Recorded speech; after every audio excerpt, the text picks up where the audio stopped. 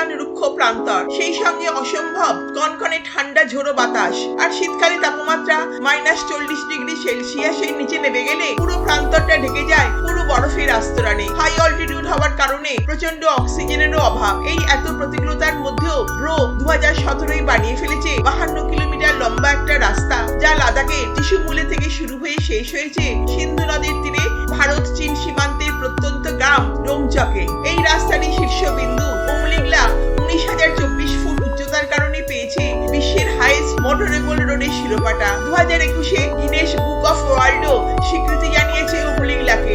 আজ লাদাখ তার প্রাকৃতিক সৌন্দর্যের জন্য পাহাড় প্রেমীদের কাছে এক অতি প্রিয় গন্তব্যস্থল। অথচ 1974 পর্যন্ত এই বিচ্ছিন্ন দুর্গম অঞ্চলে ভারতীয় সেনাবাহিনী ছাড়া আর কারোরই প্রবেশাধিকারী ছিল না। 1962-তে ইন্ডিয়া চাইনা যুদ্ধের পরপরই শুরু হলো পাহাড় ফাটিয়ে একের পর এক রাস্তা তৈরি।